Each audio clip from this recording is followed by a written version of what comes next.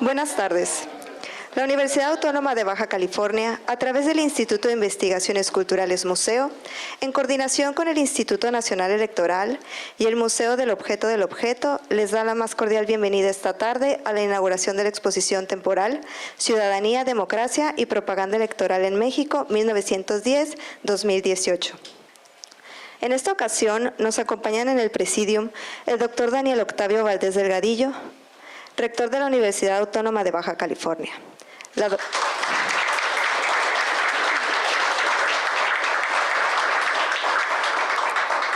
La doctora Gisela Montero Alpírez, vicerrectora de la Universidad Autónoma de Baja California, Campus Mexicali.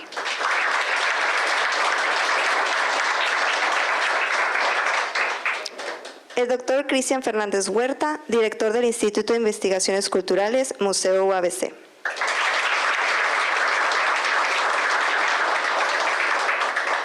El doctor Ciro Murayama Rendón, consejero electoral del Instituto Nacional Electoral.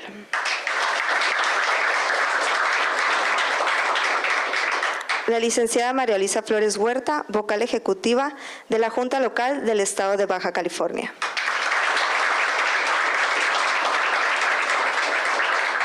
La licenciada Paulina Newman, directora del Museo del Objeto.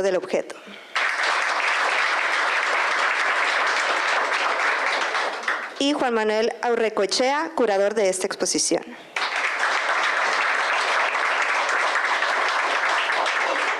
Asimismo, agradecemos la presencia entre el público de la licenciada Amalia Maribel Hernández Guerrero, subdirectora de Promoción y Divulgación de la Dirección de Capacitación Electoral y Educación Cívica del Instituto Nacional Electoral, del licenciado Rubén Álvarez Mendiola, coordinador nacional de Comunicación Social, y los vocales de la Junta Local Ejecutiva del Instituto Nacional Electoral de Baja California, así como la asistencia de directivos, académicos e investigadores de la Universidad Autónoma de Baja California, de los distintos medios de comunicación y público que esta tarde nos acompañan.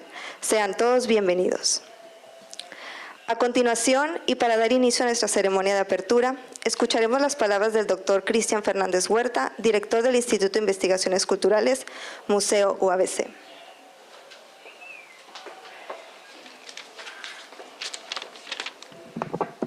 Muchas gracias. Buenas tardes a todos.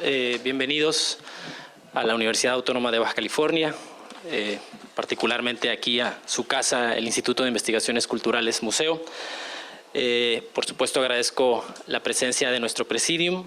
El doctor Daniel Valdés, gracias por acompañarnos. Esta su primera de muchas visitas a su museo, a nuestro museo. Por supuesto, la doctora Gisela Montero, vicerrectora del Campus Mexicali. A nuestros invitados y colaboradores de este proyecto, al doctor Ciro Murayama Rendón, a la licenciada María Luisa Flores del INE, también a la licenciada Paulina Newman y al maestro Juan Manuel Aurrecoechea del Modo. Muchas gracias por estar aquí. Yo quiero aprovechar precisamente este uso de la voz para agradecer, para dar gracias tanto a las personas como a las instituciones que hicieron posible que el día de hoy tuviéramos aquí en el IC Museo esta exposición.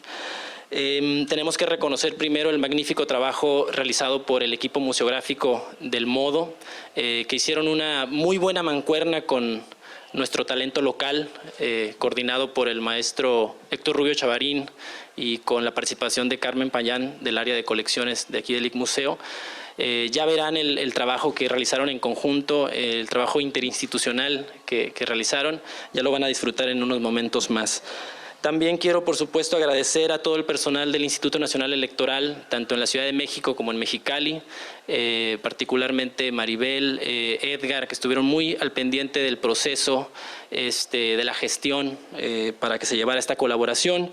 Y por supuesto agradecer a nuestra casa, a la universidad, al rector, el doctor Daniel Valdés, quien en el momento en que le platicamos la intención de traer esta colección tan valiosa aquí al museo, inmediatamente dijo, adelante, hagámoslo, así en su estilo directo, breve, conciso, dijo adelante. Y bueno, sé que responde a una relación ya de años con el Instituto Estatal Electoral, con el Instituto Nacional Electoral, de varias actividades y proyectos que hemos hecho, que han sido muy provechosos para las dos partes, pero también creo que tiene que ver con que la ciudadanía, la democracia, son temas relevantes para la vida universitaria, son temas que nos interesan, nos competen, no solo porque es un tema coyuntural, es un tema de actualidad, estamos en un proceso electoral, estamos por elegir nuevos gobernantes y eso pues mueve a la gente, llama la atención, pero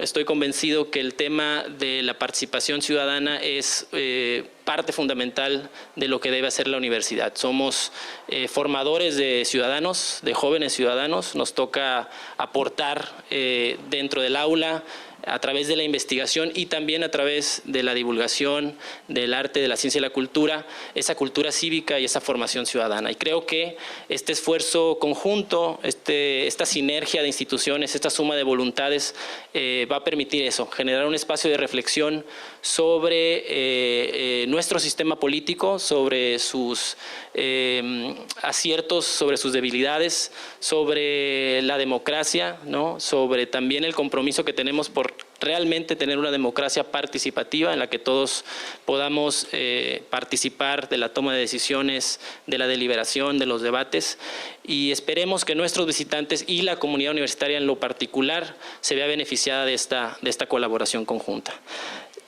Como decía, mi espacio lo quiero nada más aprovechar para eso, para agradecer la presencia de todos ustedes y la presencia de quienes hicieron posible este hermoso proyecto. Ojalá lo disfruten y muy buenas tardes a todos.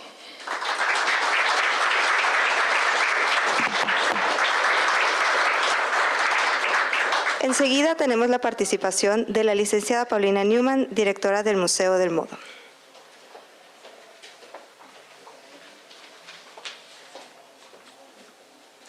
Hola, buenas tardes a todos.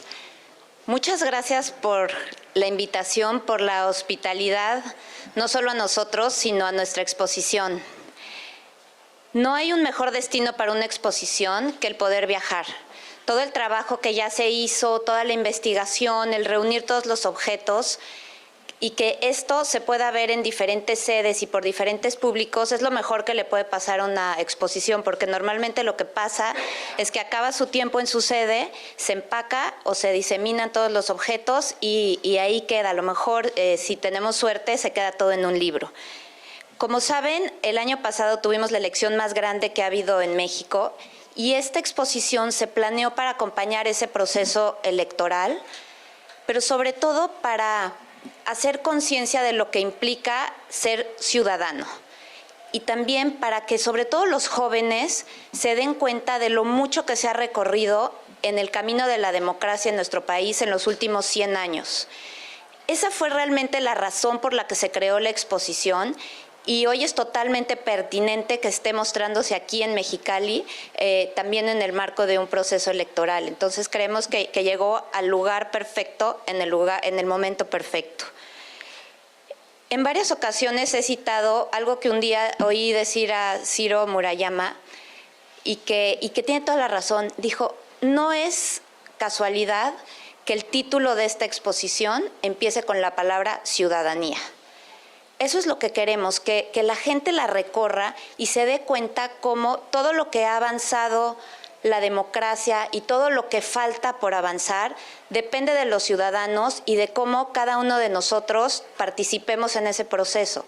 Por eso nos interesa mucho que esta exposición sea vista por jóvenes que a lo mejor no están tan familiarizados con todo el trabajo que cientos y cientos de personas han hecho a lo largo de los últimos 100 años para lograr estar donde estamos hoy y que con esto agarren fuerzas para seguir trabajando en esta misma dirección.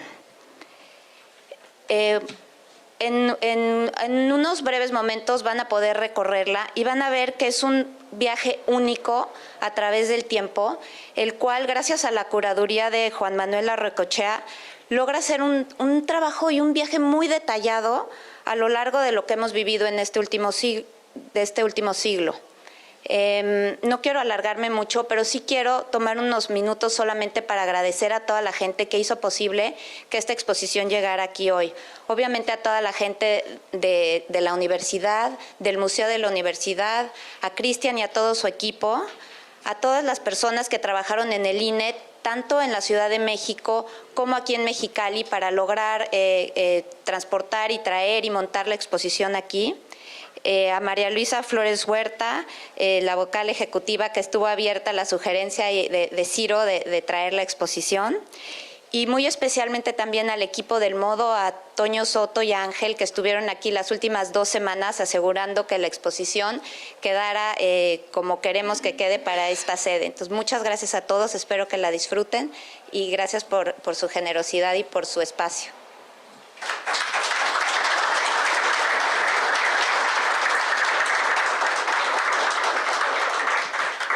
En este momento, invitamos al doctor Ciro Murayama, consejero electoral del Instituto Nacional Electoral, nos dirige unas palabras.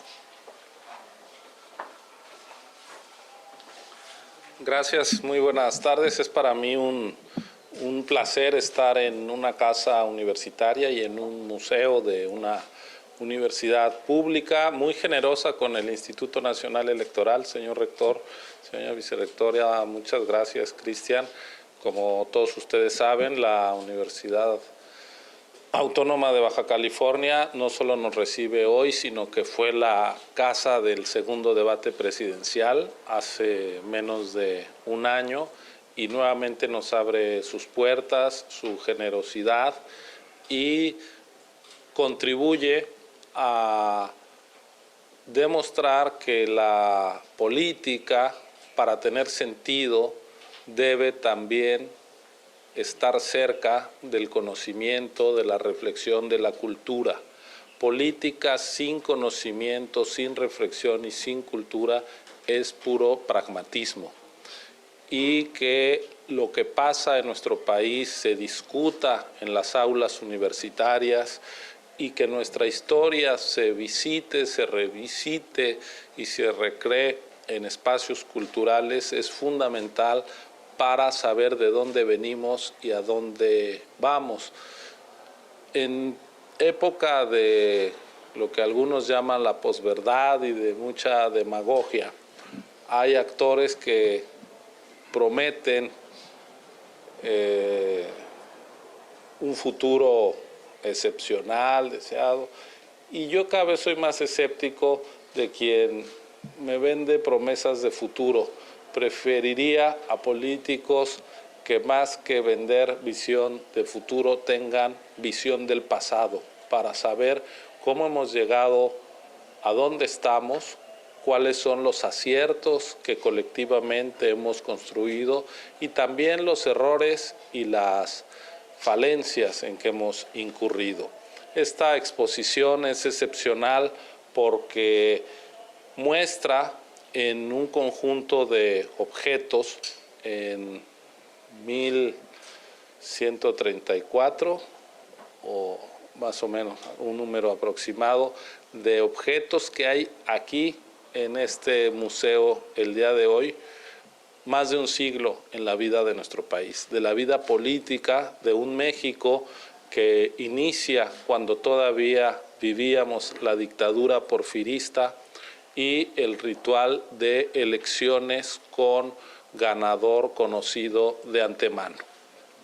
Aquí van a ver ustedes las campañas electorales durante el porfiriato, algunas prendas que hoy serían inconcebibles en una campaña, aretes de plata con el rostro del gobernante y después las primeras gestas para lograr el cambio pacífico con las campañas, por ejemplo, de Madero y cómo pues la movilización política también tuvo desde siempre sus rasgos culturales, galas en teatros, conciertos, óperas, en donde el cartel de estos eventos artísticos señala que es en apoyo a candidatos o que van a las urnas o a candidatos triunfantes. Vemos después aquellos años convulsos de la inmediata postrevolución, donde las elecciones, si bien no dejaron de celebrarse, con frecuencia acabaron teñidas de sangre, donde la violencia política era parte de la vida cotidiana de México, hasta que se crea pues el sistema político postrevolucionario, que no era democrático, tampoco fue una dictadura militar, en el cual se celebraron elecciones una y otra vez en la fecha prevista constitucionalmente, pero eran elecciones en donde de antemano se sabía quién iba a ganar y quiénes iban a perder. Pueden ustedes ver los resultados electorales de manera muy plástica, sexenio tras sexenio, donde pues había arriba del 90-96% de los votos para el candidato oficial una y otra vez. Sería hasta 1994, no hace tanto, cuando por primera vez el candidato del partido en el gobierno no obtiene más del 50% de los votos. Fueron las largas décadas del llamado carro completo, teniendo incluso en 1976, un año donde México vivía una enorme convulsión política porque veníamos de el 68 y de sus secuelas con una guerrilla urbana, otra rural, con movilizaciones sindicales, etcétera, etcétera, y las elecciones no reflejaban esa conflictividad política. Hubo un solo candidato que ganó con el 100% de los votos. Él decía, a modo de broma, López Portillo, que bastaba con que su mamacita fuera a votar por él para que él fuera presidente. Pues sí, porque era el único candidato en la boleta. Pero ese es un México, pues sí, del siglo y del milenio pasado, pero muchos de los que estamos aquí, no los más jóvenes obviamente, vivimos. Y también refleja la exposición los años intensos del cambio político, cuando después de la apertura democrática empiezan a llegar fuerzas políticas que habían estado prescritas de la arena electoral. Ahí están el Partido Comunista, llega también desde la derecha, los sinarquistas, el PDM, el Partido del Gallito, y vemos cómo se fue dando la unificación de la izquierda alrededor del Partido Socialista Unificado de México, el Partido Mexicano de los Socialista, que después se integraría al Frente Democrático Nacional y al PRD, y luego pues su escisión, que hoy es Morena. Toda esa historia está aquí en estos muros, en estos objetos. Podemos ver cómo fue cambiando la mentalidad para transmitir ideas políticas.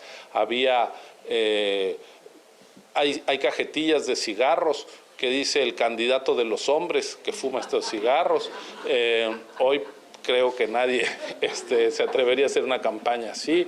Hay caballitos de tequila con el nombre de los candidatos, hay discos con corridos a José López Portillo. Pueden ver la gráfica, cómo fue cambiando López Mateos, la época de la industrialización, que pueden ustedes ver cómo pues la iconografía de aquellos años se emparenta mucho, ya me corregirá el curador, con mucho del tipo de gráfica soviética, y del hombre nuevo, que también pues trajo sus aires al Partido Revolucionario Institucional en México.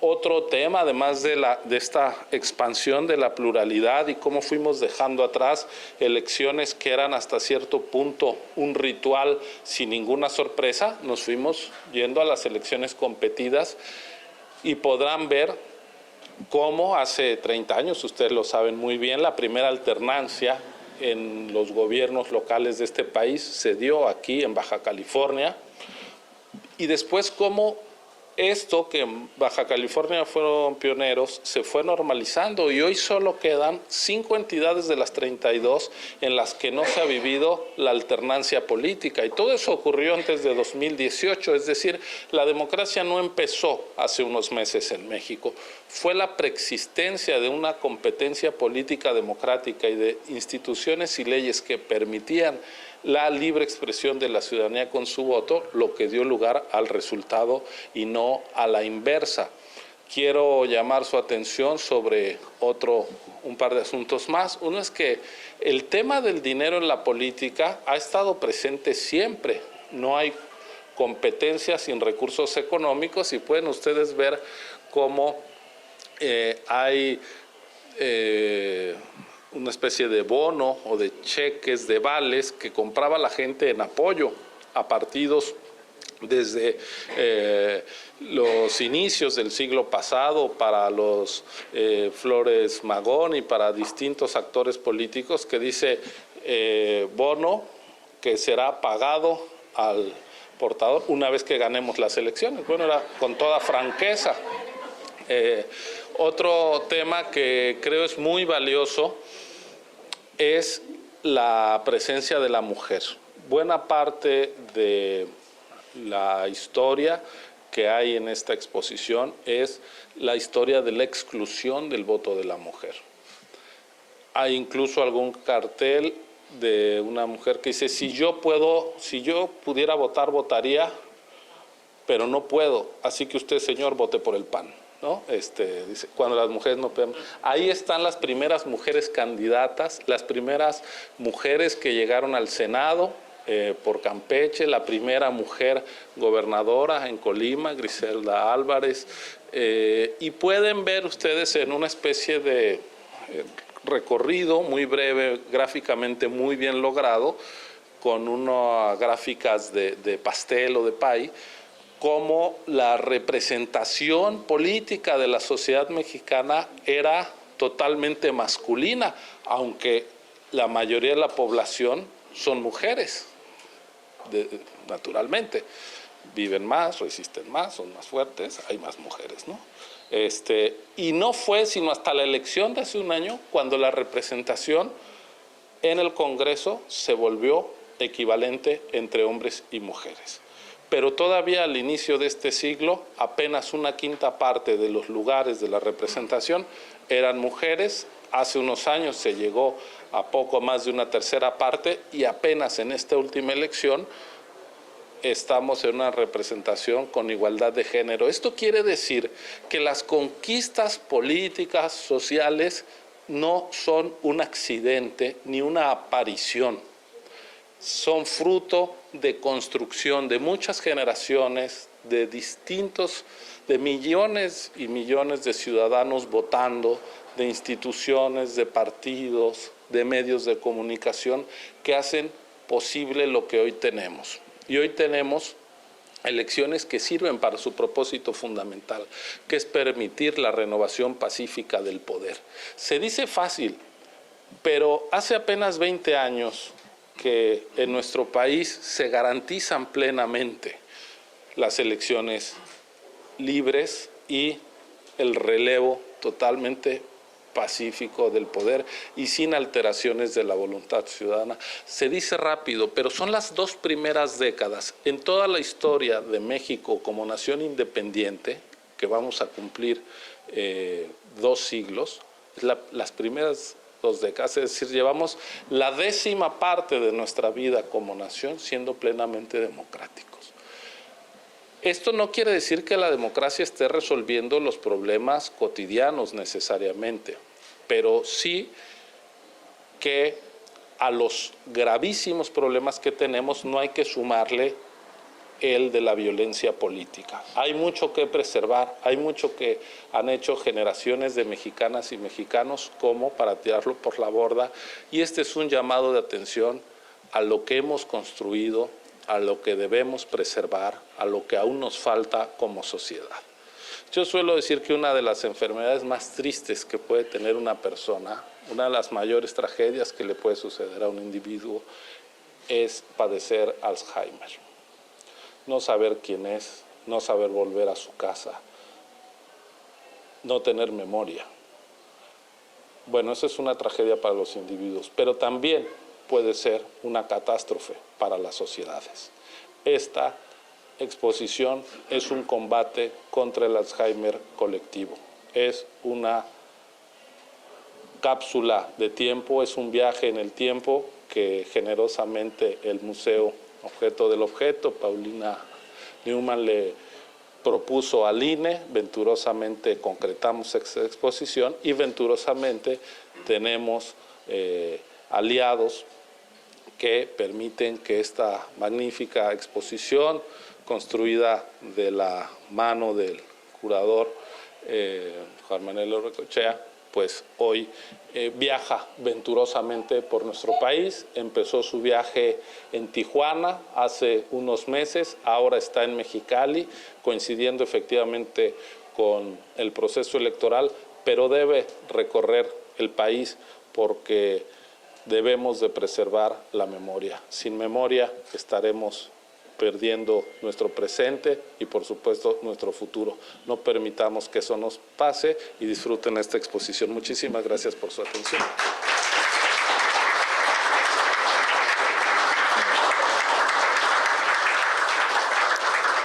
A continuación, invitamos al doctor Daniel Octavio Valdés, rector de nuestra máxima casa de estudios, nos dirija su mensaje.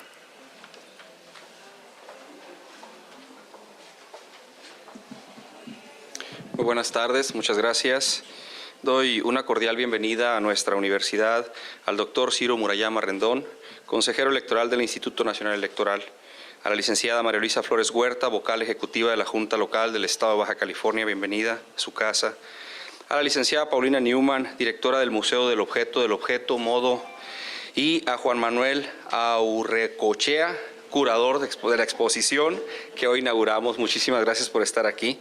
Por supuesto, saludo con mucho gusto a la doctora Gisela Montero Alpírez, vicerrectora del Campus Mexicali, y al doctor Cristian Fernández Huerta, director del Instituto de Investigaciones Culturales Museos, a estudiantes, a profesores y a cada una de las personas que hoy nos acompañan. Es para mí un verdadero gusto compartir con ustedes estos momentos, pues para la Universidad Autónoma de Baja California, la extensión de los beneficios de la cultura a la sociedad que nos auspicia y ha depositado su confianza en esta universidad es una tarea fundamental. Es un eje sustantivo de nuestro quehacer como universitarios y en este sentido el trabajo que por décadas ha realizado nuestro Museo UABC ha cumplido de manera cabal con la encomienda social de difundir el arte y la cultura a los más diversos públicos de nuestra sociedad. En México, como nación, buscamos vías para construir una sociedad más justa y desarrollada, donde predominen las clases medias y se reduzcan los grandes contrastes sociales, regionales y productivos. Y en la UABC como universidad, cumplimos con las tareas que la sociedad nos ha asignado y aportamos nuestro esfuerzo para hacer frente a los retos que el entorno social plantea a las universidades públicas. En atención a lo anterior, trabajamos para incrementar el impacto social y científico de la investigación que realizamos, para promover la internacionalización de nuestras actividades y ampliar las redes de colaboración académica con otros países, para consolidar el prestigio de la institución ante empleadores y para fortalecer el modelo de responsabilidad social, particularmente en lo relacionado con la atención a necesidades de grupos sociales vulnerables. En suma, para formar profesionales competentes, pero por encima de todo ciudadanos responsables y comprometidos con el cambio en sus comunidades urbanas o rurales.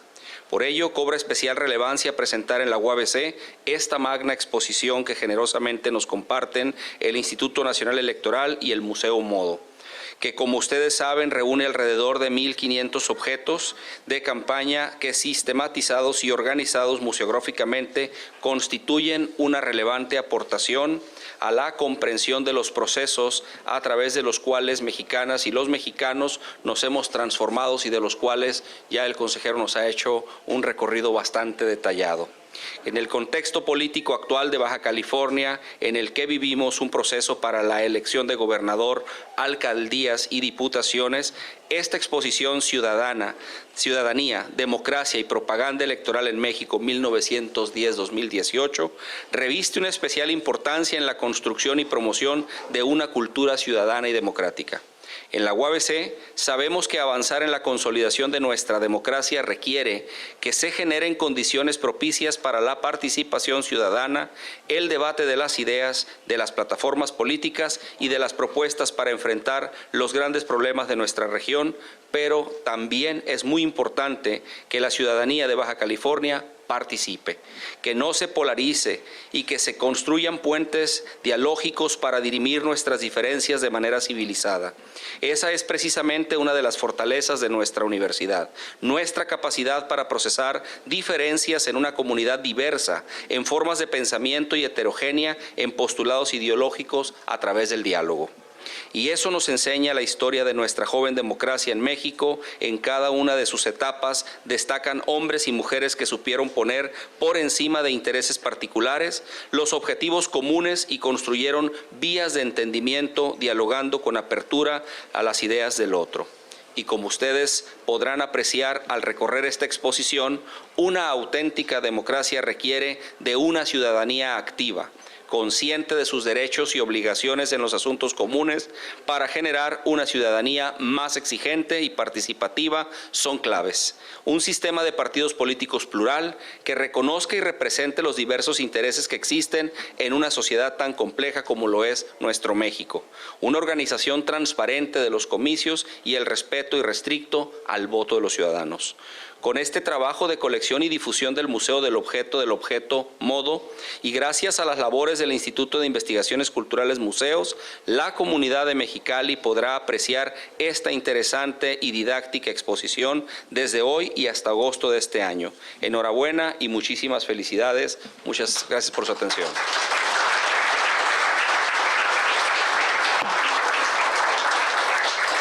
En este momento, invitamos a los integrantes del Presidium a realizar el tradicional corte de listón para inaugurar la exposición Ciudadanía, Democracia y Propaganda Electoral en México, 1910-2018.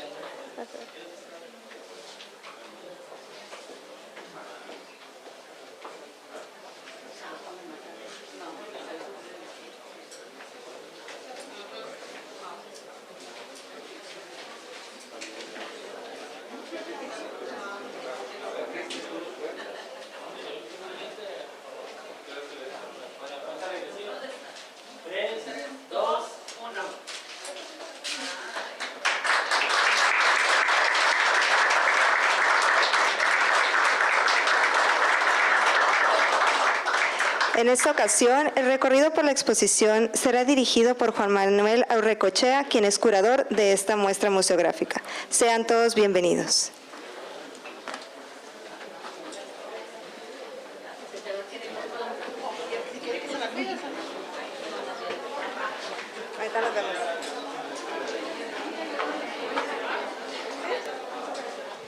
Bueno, es muy difícil en un recorrido breve ver la riqueza que hay en toda esta exposición. Entonces me voy a ubicarme en los puntos destacados, en puntos que llaman mucho la atención, para explicar muy en general lo que es el recorrido, pero ante todo quiero invitarlos a hacer un recorrido pausado, detenido por los objetos, porque en los objetos mismos, los objetos cuentan una multiplicidad de historias que despiertan memoria, que tienen el espíritu de la época casi materialmente impreso en la materialidad del objeto. Y esta es una de las grandes virtudes de tener una exposición, donde vamos a tener objetos que tienen más de 100 años, ver objetos que estuvieron en la calle, ver objetos que muy probablemente estaban destinados a la basura y que gracias al coleccionismo, gracias a los coleccionistas, se han resguardado para la historia y para que podamos tener memoria de lo que ha sido nuestro país. La exposición está organizada de dos maneras. Por un lado, es una exposición cronológica, una exposición que recorre la historia de los procesos electorales de los últimos 100 años a través de los objetos. Y por otro lado, tiene una serie de módulos especiales que ponen el acento en ciertos temas básicos de la historia electoral de México y de la historia de la democracia. Quisimos empezarla con este decálogo de la democracia que proviene del libro del politólogo mexicano José Woldenberg, Cartas a una joven desencantada de la democracia, que escribió Woldenberg preocupado por el descrédito que tiene lo político en México, por el descrédito que ha tenido el discurso de lo político, porque le hemos echado la culpa a los políticos de todos los males, y ciertamente tienen la culpa de muchos de nuestros males, pero desacreditar la política es desacreditar las vías de la negociación, es desacreditar la pluralidad de México y es colocarnos en un lugar verdaderamente peligroso, que es el lugar de la no participación, el lugar de la indiferencia o el lugar del desencanto. Entonces, por eso quisimos empezar con este decálogo de la democracia que viene del libro de José Goldenberg. No leeré las frases, pero ahí están. Quisimos empezar por esto. Después quisimos poner una muy breve referencia a lo que fue el sistema político mexicano que predominó en el siglo XX, el sistema de un solo partido, donde, como les contaba Ciro Gómez Leiva, siempre ganó el…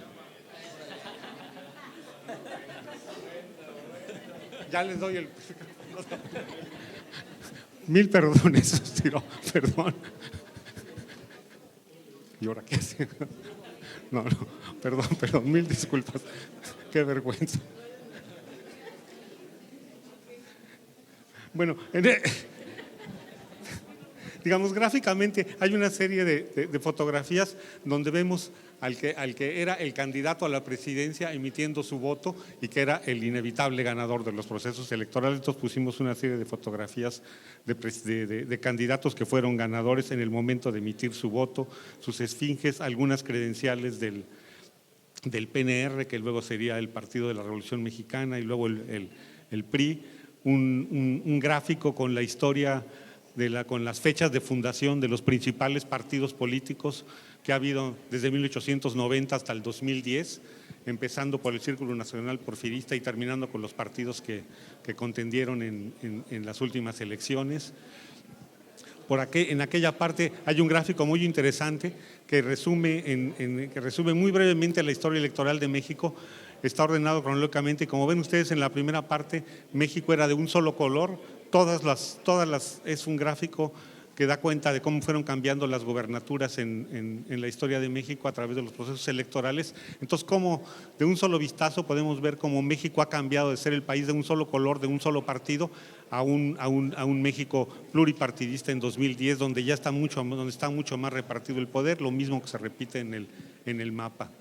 Y aquí empezamos el recorrido histórico en esta parte. Les llamo la atención sobre este módulo que se llama Los Botones de la Historia, que cuenta de alguna manera la historia electoral de México. Son uno de los objetos que han permanecido en todos los procesos electorales, son precisamente los botones esos que nos ponemos en la solapa del saco o en la camisa para mostrar la afiliación a cierto candidato. Y hay botones desde los primeros años del siglo XX hasta los últimos. Y es muy interesante ver cómo ha cambiado la gráfica de los botones. Empiezan siendo como camafeos, como joyas dirigidas a la élite, como los retratos esos en los que traemos a los seres queridos en la cartera o eso, hasta terminar en los botones de plástico, lo cual de alguna manera alude a quién se dirigían las campañas electorales. Primero dirigidas a la élite y luego dirigidas al pueblo llano. Después tenemos una pieza que es una pieza históricamente muy interesante, este mapa histórico de las campañas del general Díaz, del famoso geógrafo Antonio García Cubas, y es un objeto que, digamos, no es precisamente de propaganda electoral, pero de hecho si pensamos que los políticos siempre están en campaña, no solo en las jornadas, en las contiendas, sino siempre están en campaña, pues alude a esta idea del general Porfirio Díaz. Y luego tenemos un primer módulo de la primera elección que dedicamos a la elección de 1910 y la Revolución Mexicana, que es una elección que fue parteaguas en la historia, que dio lugar a la Revolución Mexicana, en la cual el candidato Madero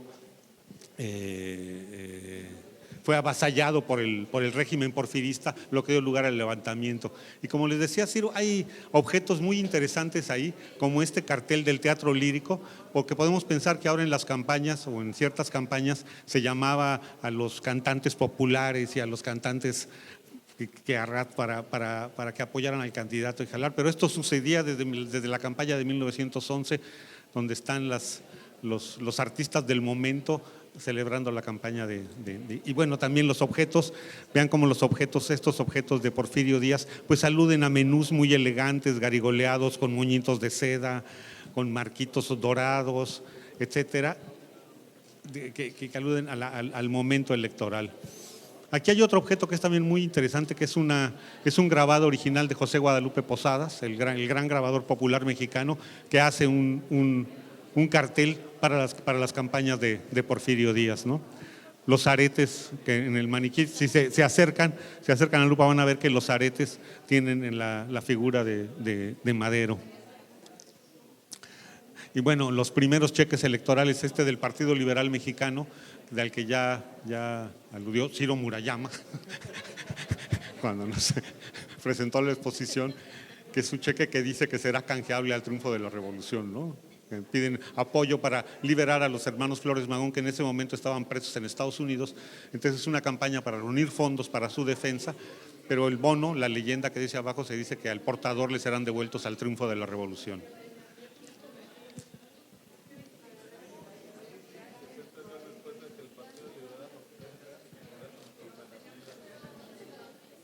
Lo interesante es que luego el Partido Liberal Mexicano se va a volver una organización anarquista que se va a negar a tomar el poder. Los platos con las figuras.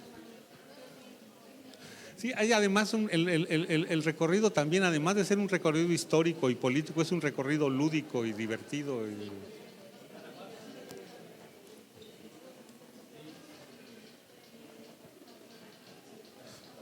Tenemos aquí también un módulo que muy brevemente cuenta la historia de la participación política de las mujeres. En México las mujeres exigen, ciertas mujeres luchan por la participación política, incluso antes que las sufragistas inglesas o francesas que exigieron el voto femenino a finales del siglo XIX y principios del siglo XX. En México desde 1853, Leonora Wright ya pedía el voto, ya pedía participación política para las mujeres. Y bueno, aquí hay un recuento de breves momentos históricos que fueron muy importantes, como el primer congreso feminista que se celebró en Yucatán, en el que las mujeres pidieron el voto femenino y que dio lugar a la primera mujer que ocupó una regiduría en Yucatán, que fue la hermana de Carrillo Puerto. Vemos ahí a mujeres destacadas de la historia política de México, como Rosario Ibarra de Piedra, que fue la primera mujer postulada como candidata a la presidencia de la República por el Partido Revolucionario de los Trabajadores en 1988. La evolución de la composición del Congreso por género. Como pueden ver ustedes, en 1949 había 0 mujeres en el Congreso. En 1952-55 ya eran el 0.6%, hasta llegar a la legislatura actual, donde ya son cerca del 49%, donde podemos decir que se ha logrado casi la equidad de género. Y aquí hay algunas de las fotografías de la primera vez que votaron las mujeres en 1952, en un reportaje del gran fotógrafo mexicano Nacho López. Hay un video en el que valdría la pena detenerse, que hizo el INE, entrevistando a mujeres que votaron en aquella elección, que aquí nos cuentan la historia de lo que significó para ellas haber votado, ¿no? Un módulo dedicado a la primera alternancia en la presidencia que hubo en el siglo XX en México, cuando ganó el presidente Vicente Fox. Por allá, otro de los símbolos, que fue uno de los símbolos clásicos del sistema político mexicano, que fue el tapado, creado por el caricaturista Abel Quesada. Y hay unas caricaturas originales prestadas para la exposición por la Fundación Abel Quesada. Y el tapado pues era, digamos, el momento real de la elección, cuando el único elector era el presidente de la República, que iba a designar a quién iba a ser el candidato y el seguro presidente, el seguro ganador, ¿no? Entonces había un momento cuando no se sabía cuál de los políticos iba a ser el elegido por el presidente, al que se llamaba el tapado, y entonces había toda una serie de… Esto fue representado caricaturescamente no solo por Abel Quesada, sino por muchos caricaturistas mexicanos como Ríos y como muchos otros.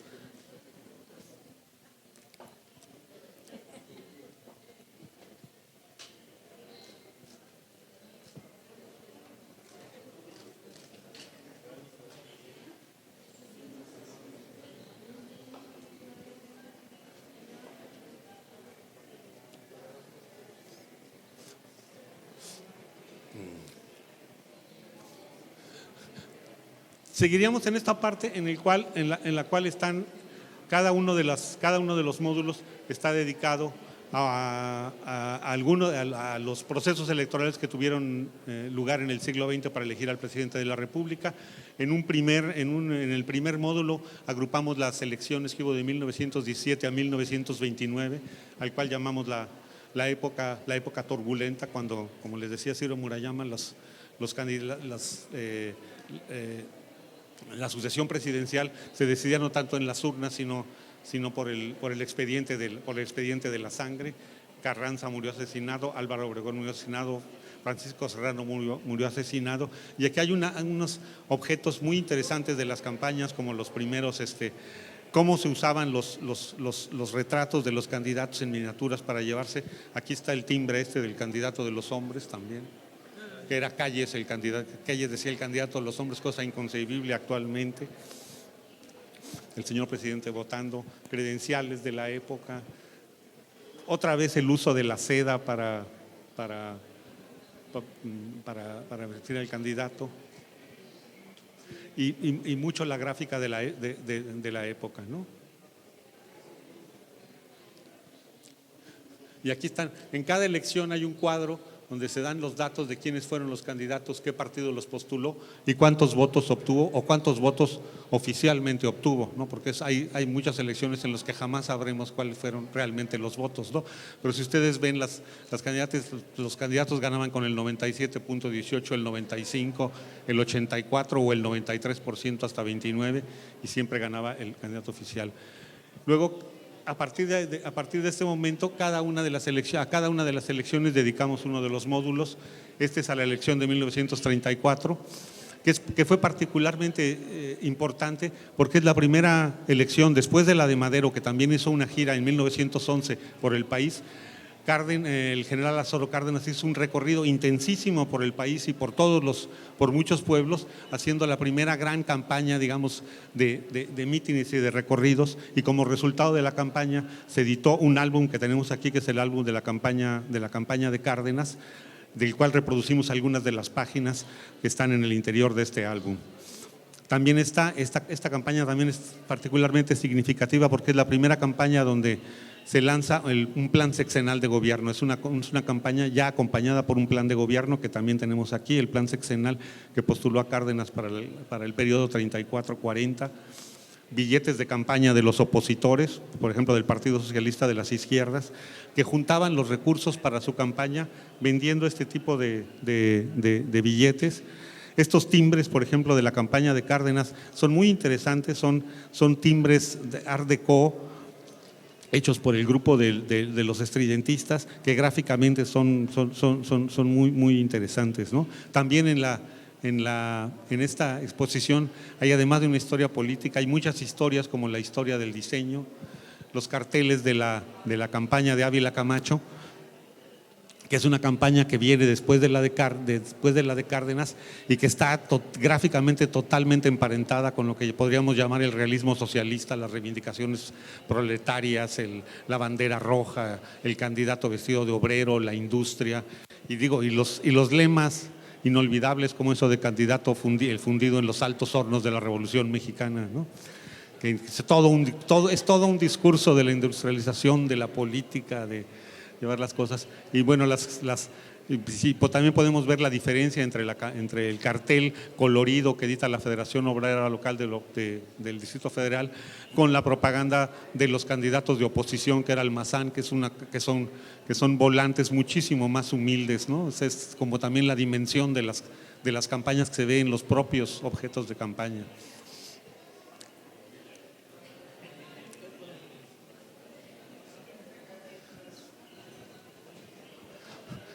Billetes de campaña de los distintos candidatos, fotografías de los mítines, caricaturas, el uso de caricaturas. Y hay una cosa muy interesante en las campañas, porque pensamos que las campañas actuales están hechas por el comité de campaña, por el partido o por el político, pero muchos de los objetos que vamos a ver aquí, sobre todo en esta primera parte, son objetos que hacían los gremios, las empresas, las agrupaciones, no para hacer campaña por el candidato, pero para congraciarse con el que seguro iba a ser el presidente de la República. Entonces, muchas veces cuando el candidato iba a visitar un pueblo, el comité municipal o algún grupo civil de ahí organizaba platos y hacía objetos como los souvenirs para recibir al candidato, ¿no? Y también muchos objetos tienen un sentido, el sentido de souvenirs de fiesta, de conmemoración, de cambio de poder, ¿no? Así como cuando había coronaciones en Europa, coronaciones de la reina o coronaciones del nuevo rey, se hacían todo tipo de objetos, platos, vajillas, en fin, una gran cantidad de objetos. También en las campañas electorales de México se hacen estos objetos, aunque tengan otras características, ¿no? Hay objetos, por ejemplo, que hoy serían también inconcebibles, como que la Alianza de Camioneros, pusiera en los boletos de los camiones que apoyaba al candidato Miguel Alemán para la presidencia de la República, ¿no? En el boleto del camión, el boleto del transporte público, todo era la propaganda. Ahora eso estaría completamente prohibido, ¿no? Y los billetes de las campañas también de los opositores, ¿no? Y el uso ya de objetos, como por ejemplo aquí una de estas transparencias que se proyectaban en los cines. Antes en los cines había un proyector de transparencias de cristal, y entonces estas transparencias se proyectaban en la pantalla antes de las películas, o el uso de placas para colocarlas en los coches, que son previas a las calcomanías, ¿no?, que se usan ahora. Por supuesto, llaveros. Y luego otra serie de asociaciones, como todas estos objetos que tienen toda una referencia militar también, ¿no? Militar a la época de los generales, ¿no? Las mujeres. Aquí están estos objetos de las campañas del PAN, que son de mujeres diciendo yo quisiera votar, ¿no? Cuando ellas no tenían derecho al voto, ¿no?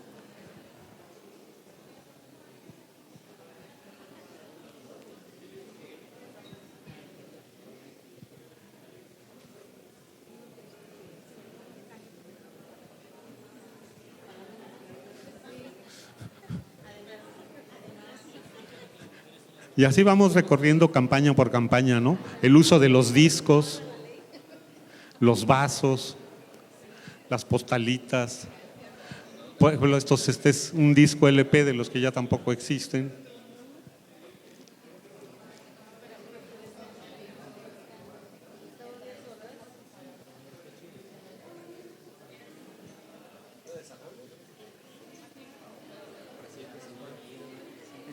Sí. Sí, pues es el discurso de la industrialización, el discurso del progreso, el discurso de innovador en ese momento, claro.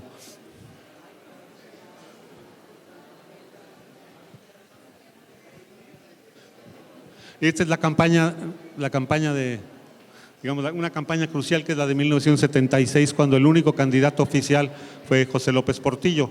Hubo la oposición y hubo una campaña del Partido Comunista Mexicano que lanzó a Valentín Campa, pero pues todos sus votos se fueron a los candidatos no registrados, no se contaron, entonces jamás sabremos cuántos votos obtuvo. Pero la campaña, digamos, es el colmo, porque es una campaña que fue una de las campañas donde el candidato hizo giras intensísimas, propaganda, carteles, todo tipo de objetos. Por allá hay discos con Celia Cruz apoyándolo, hizo los carteles donde repartió todo tipo de objetos, cuando no había oposición, ¿no? Cuando no había ninguna competencia, pero así hacía la campaña tan intensa.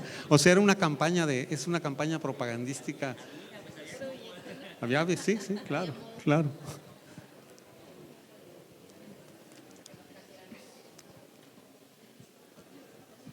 Las plumas, los ceniceros, cuadernos, por ejemplo, para niños cuando los niños no votan, ¿no? Bueno, pero para los papás, ¿verdad?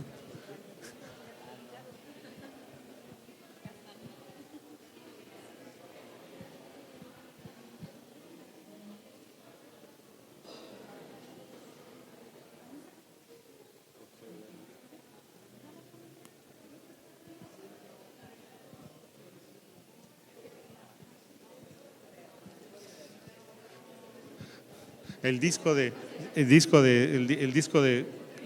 rimas de campaña con ¿Dónde estás, José?, donde ustedes pueden ver, pero pueden ver que son los intérpretes de Celia Cruz, María de Lourdes, Enrique Guzmán, la India María, igual que con la campaña de Madero, ¿no?, etcétera, ¿no? Bueno, mascadas, ¿no?, con el logotipo de la campaña, ¿no? Y también en el diseño se va viendo cómo los objetos de campaña van adquiriendo cada vez más. Sí, va cambiando la historia y van adquiriendo unidad gráfica, van siendo ya más trabajados, digamos, más profesionalmente por diseñadores, por despachos de imagen, con más mercadotecnia, más ligados a la mercadotecnia, menos, más, en ese sentido, más profesionales, ¿no? Más modernos, ¿no? A partir sobre todo de las campañas de los 70s, ¿no? En la campaña de Miguel de la Madrid es muy claro cómo hay una unidad gráfica ya de la campaña, ¿no? O cómo se hacía propaganda, por ejemplo, incluso en los billetes de circulación normal, ¿no? Donde se ponía el nombre del candidato, lo cual ahora está prohibido, ¿no?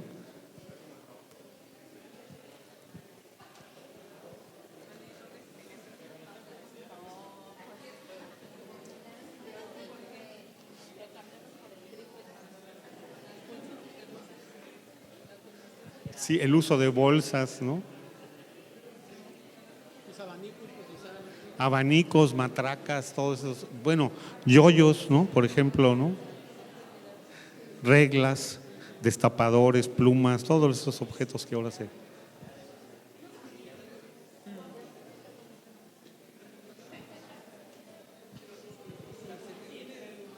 Calcetines, por ahí hay zapatos, ¿no? Todo tipo de cosas las que se han usado, ¿no?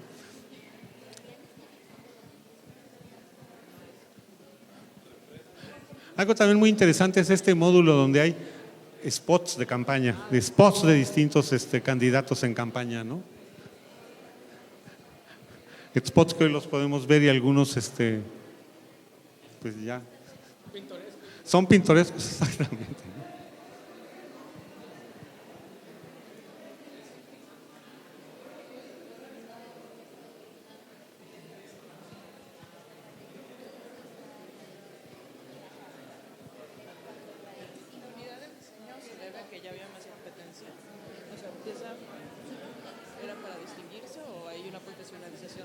Pues yo creo que hay una profesionalización del uso de la mercadotecnia, no es exactamente, bueno, coincide con que hay más, coincide con que a partir de la elección del 88 hay más competencia y hay más, la gente cree que su voto importa, ¿no? Digamos, a partir del 88 la gente cree que votando puede lograr algo, ¿no? Y ese es el parteaguas de la elección del 88 y del hartazgo que había de un sistema que se había agotado ya en el 76, ¿no?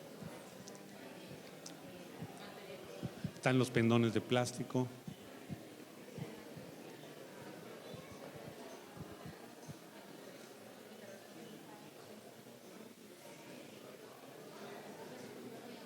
Y bueno, también hay, también se puede ver que cada vez hay más presencia de mujeres como candidatas, ¿no?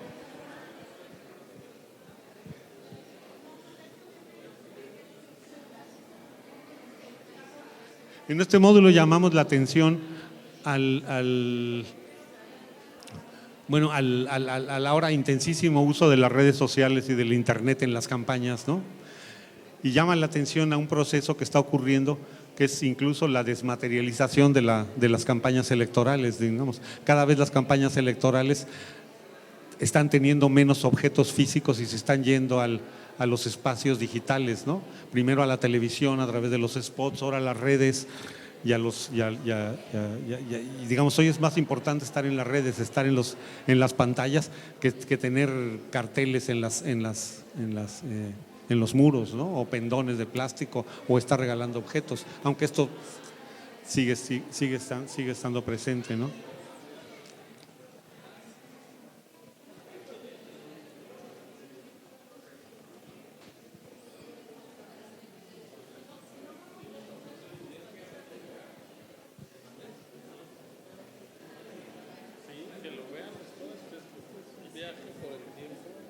Sí.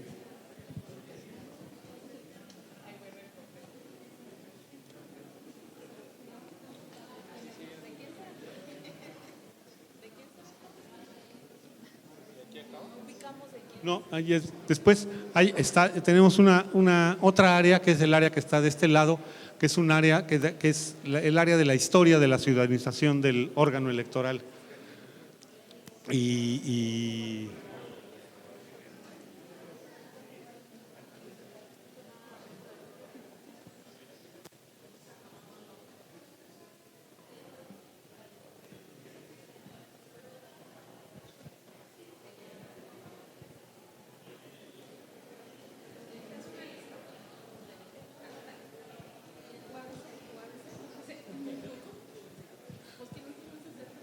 Sí, y en este módulo de la exposición llamamos la atención sobre las ideas, sobre cómo ha evolucionado la autoridad electoral en México, sobre todo a partir de la ciudadanización primero del IFE y luego del INE, contada de varias maneras. Quisimos que el público viera cuáles son las atribuciones del INE, quisimos colocar allá un gráfico con la historia de cómo se constituye el IFE y cómo se constituye el INE, cuáles son sus atribuciones, que viéramos cómo ha evolucionado la credencial electoral, que los visitantes vean cómo ha evolucionado la credencial electoral en México, desde estas credenciales de lector que eran unas cartas incluso hechas a mano de los primeros años de 1918, a las credenciales, a las primeras con fotografía, exactamente, que fue en Baja California. Les voy a decir quién es él. Él era el vocal del registro local de Baja California hasta diciembre de este año que pasó. ¿Él? Sí, él era el vocal del registro de electores. Ahí está la credencial. Funcionario nuestro del inicio del instituto. Y aquí tenemos una credencial de lector, bueno, de 1875 de la colección del INE.